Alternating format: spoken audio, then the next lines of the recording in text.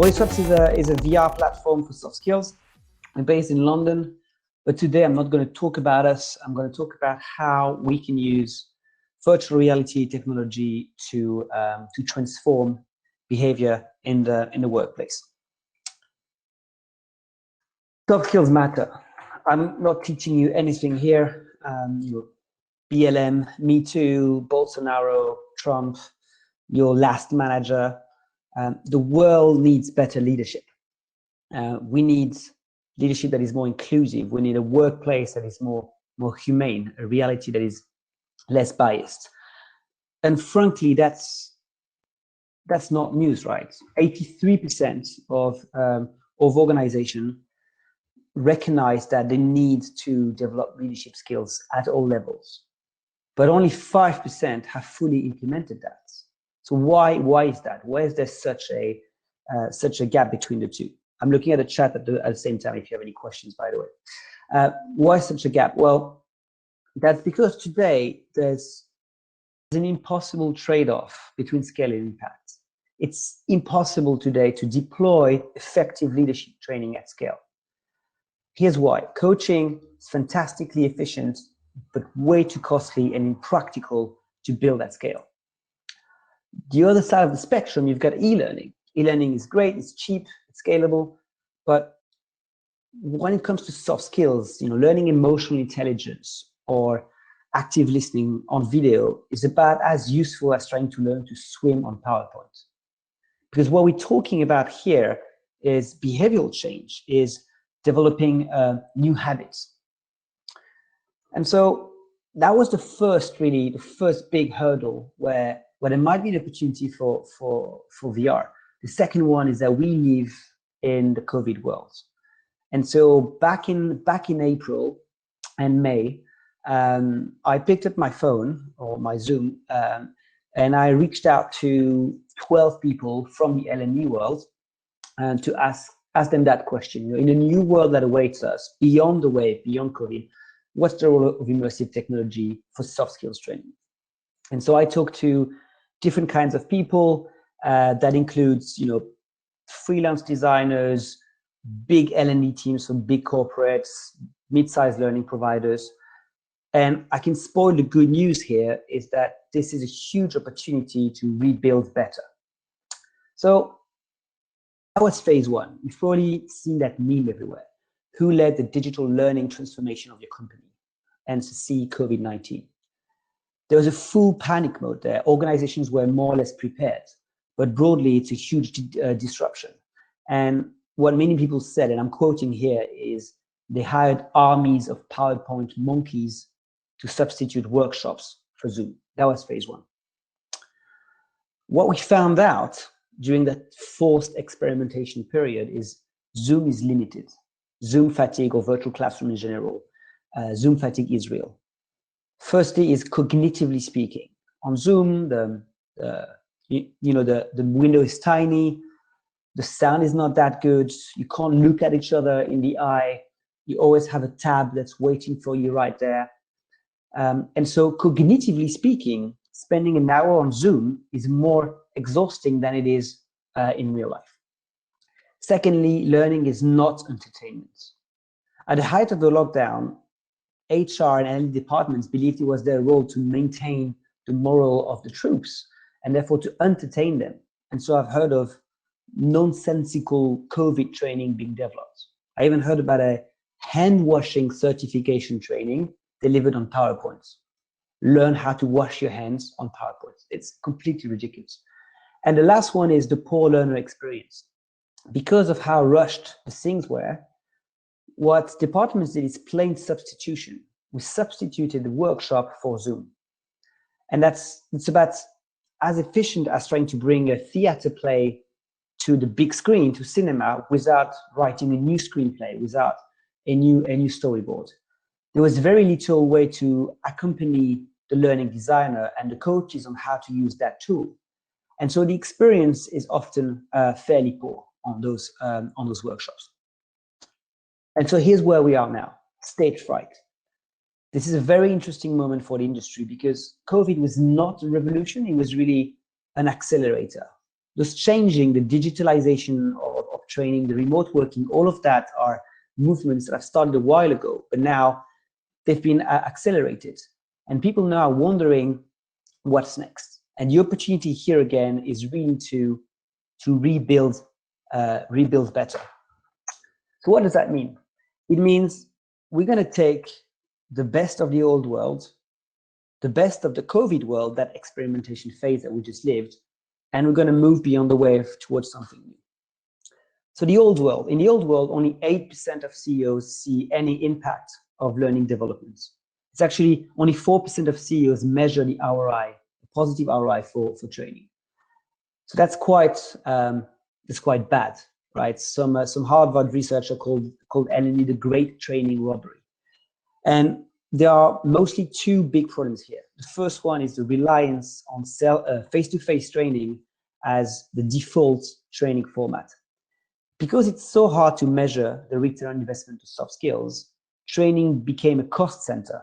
And so the priority for organizations is to just show that they've trained everyone, tick a box, and minimize the costs.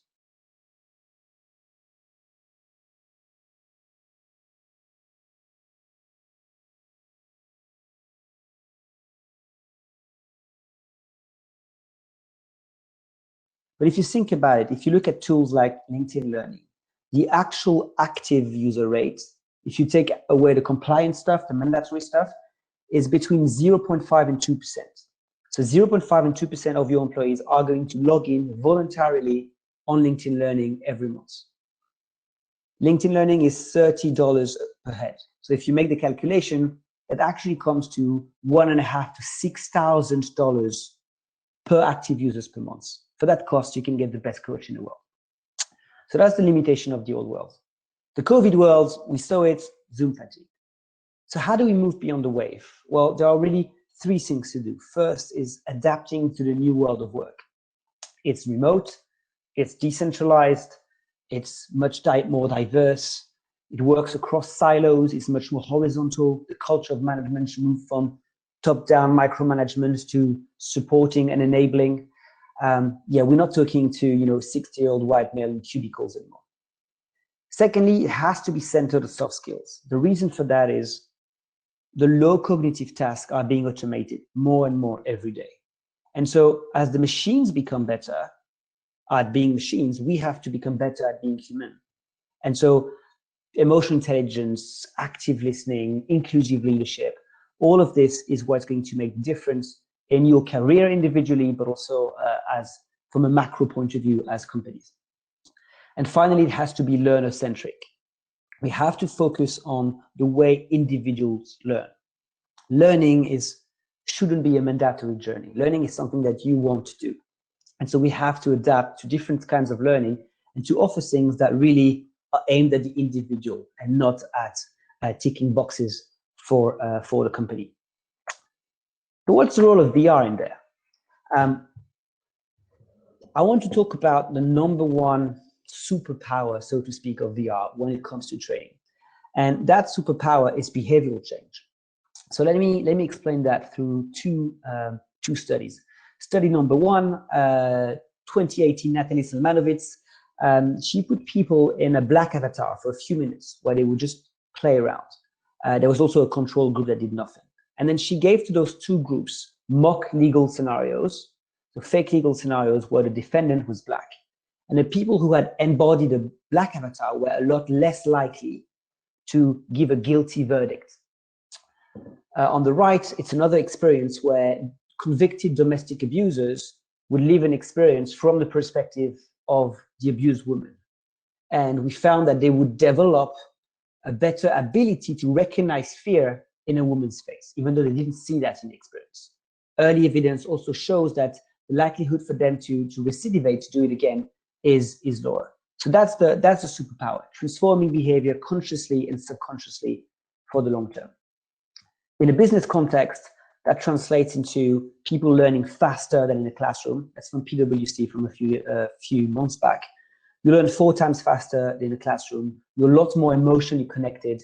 And importantly, you're about 3 times more confident to act on what you've learned.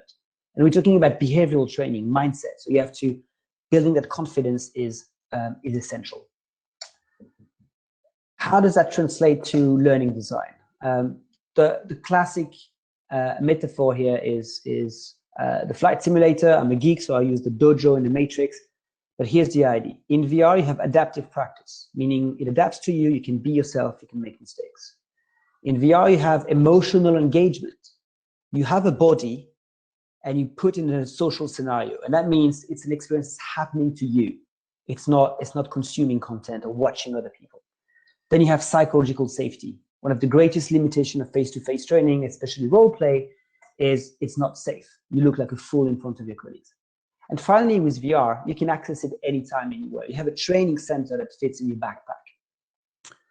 So this is not to say that VR is going to replace e-learning or is going to replace face-to-face. It has its own very defined role, and that's to allow for applied skills practice. So the one idea that really came from those discussions is this theory of learning 3.0, and that VR is going to come alongside other technologies as opposed to replace them. The same way video game didn't replace cinema and cinema didn't replace radio. So e-learning is fantastic for basic theory and content refresh. Virtual classroom like Zoom is great for guided exploration by a coach, and it's good for discussion to an extent. Face-to-face presents some irreplaceable benefits, feeling part of a community of learning, practicing together, peer learning, networking. And finally, immersive learning, which is great, as we said, for practicing skills. And so mixing those technology, you can build new journeys. For example, that one, start with onboarding with your group, then go learn a bit in e-learning, then practice at home a few times, then debrief in a classroom, and so on. And so that's where VR is going to insert itself in journeys that encompass several technologies. Finally, I wanted to end this very quick talk by giving you a little case study of something we've done recently. We work with a company called the Humanitarian Leadership Academy, which is essentially a learning provider for NGOs around a safeguarding application. And that came off the back of several scandals in the NGO sector, prostitution, sexual abuse, and so on. And the sector woke up to the fact that NGOs are not made of angels. And there's a culture of silence. People do not report incidents. We found that there are two reasons for that silence. Number one, knowledge. People simply don't know what to report. Number two is handling conversations. If a colleague is going to come to you to tell you something about that's happened to her, and that might involve your boss or your colleague, this is a very, very difficult conversation to handle. And so the knowledge part was managed perfectly on the e-learning platform. We took care of the practice part. So the BODYSWAPS experience worked as follows. You first observe Susan, the survivor in black hair, talking to Mary, and Mary does everything wrong. She's fear-mongering, she's doubting the story. Then you find yourself face-to-face with Susan, and you ask her a question, and she tells you her story. Then you provide an intervention. That means you're talking to her just like I'm talking to you right now, in your own voice, with your own body language, and you tell her why you think she should report. And then through the magic of VR, you body swap. We use VR to place you in her body, and you relive the interaction from her perspective. You sit across yourself. And that self-reflection is a magic ingredient of learning. It can only happen in virtual reality. Finally, you get some analytics on performance, and that combines spatial data from body language, as well as semantic data to analyze what you said. We measured the results, so we launched that with Save the Children, the UN Agency for Refugees, and the International Labour Organizations. 93% of learners would recommend it to their peers over the traditional methods. 89% reported an increase in confidence to apply the skills after only one 12-minute simulations. And finally, 85% of the HR partners wanted to scale that further into their organization. So that was a very practical examples of how VR can be used today for behavioral training around pretty serious topics. It's still a long way ahead. We're very much in that innovators corner here, but it's coming. And so I hope that with what I said today, you will start to be able to have some interesting conversations about the topic. If you want to know more, We have a white paper on our website. You can scan the QR code here. Otherwise, you can just visit bodyswaps.co. That's it for me today. I'm BODYSWAPS, and I wish you a fantastic rest of the day. Thanks, guys. Thanks, Wei. It's very, very weird to to not hear anyone. I don't know if we have any time for questions. To be honest, I'm completely left alone here. Let's take, you know what? Let's take 2 minutes for questions if you have any. Otherwise, I will leave and I will let the next person come. For anyone who's still here, I'm just going to type my email down there.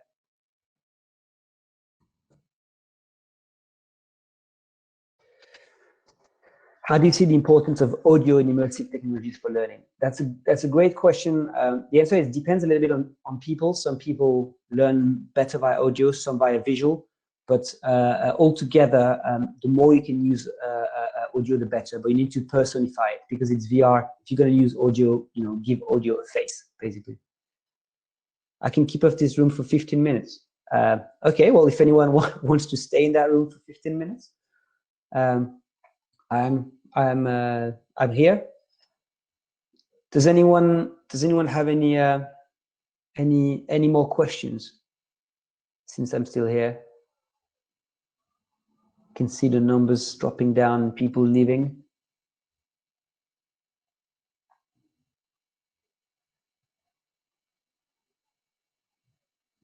I don't know if someone is typing a very long question. Hey, Tracy. Yes, you missed it.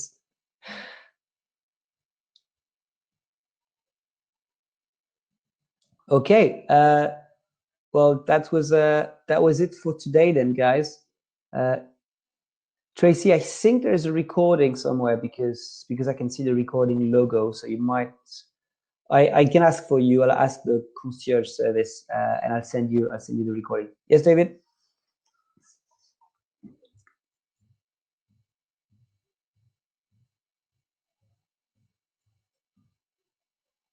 How much hardware requirements do you need? Can it be done cheap? So those are two questions, one about the hardware and one about the content. I wish we could just jump into a Zoom-like call, but anyways. So hardware, we made a platform available for VR, mobile, and PC. So to an extent, you can deploy a version of BODYSWAPS for free, provided that people already have the hardware. On the VR headset, the cheapest VR headset it works with is the Oculus Quest, which is $500, I think, for the consumer version, and $1,000 for the business version. Knowing that a VR headset, you can share it between a lot of learners. So if you compare that to the price of a flight tickets and a hotel, it becomes quite cheap. In terms of building the scenarios itself, we are constantly improving our pipeline, which means that now, if we were to build a new scenario from scratch, with following our learning template, it would take about 6 weeks from start to finish, and it would cost around £30,000. That's 30. I hope that answers your question. I don't know if it's cheap or not, but that's where it is. Cool. Okay, well, thanks, David. Goran, which software system? We use Unity. So it's developed in Unity. We use IBM Watson for semantic analysis, and we use Google Data Studio to collate all the data and present it to people. Hey, Isabel.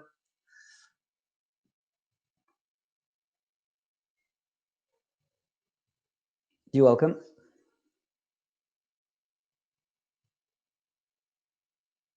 All right, I'll stay here for a few more minutes in case anyone has more questions.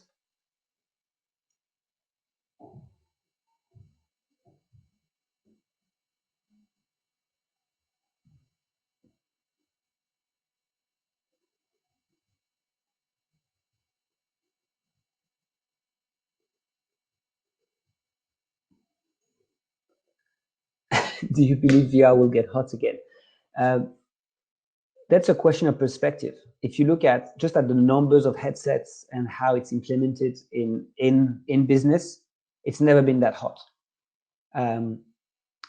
if you talk about the media, yeah, we passed the buzz.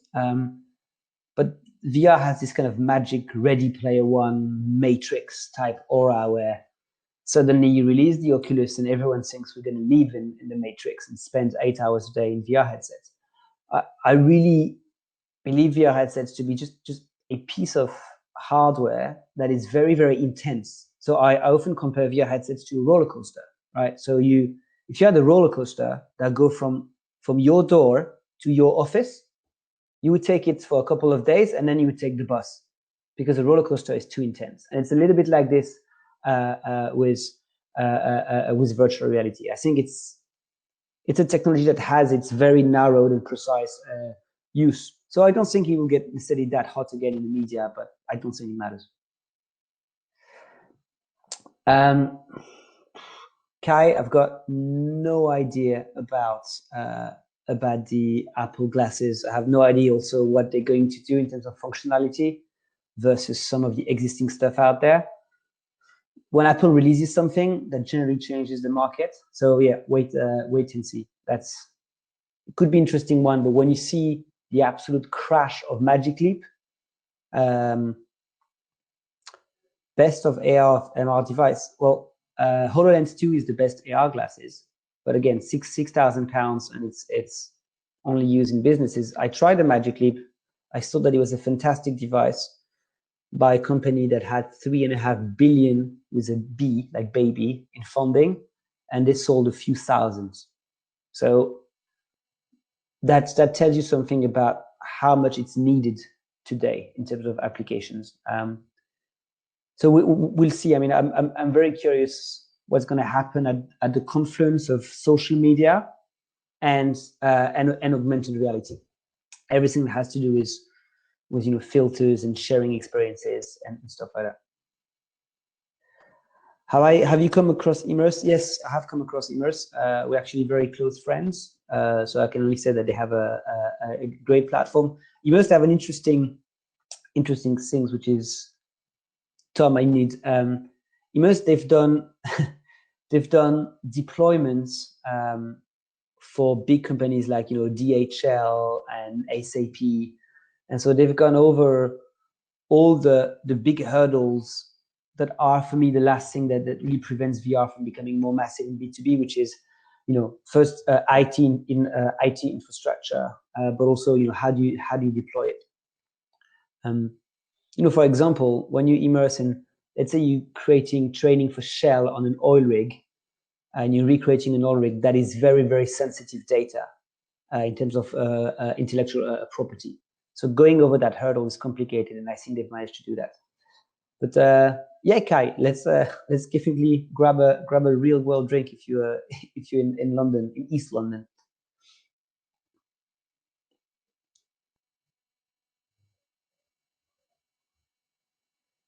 All right. I think if there's no more question, in the end, you need to we use that. Nothing replaces the real world for sure. All the best deals I've ever made involves beers, and same goes with love, but that's another story.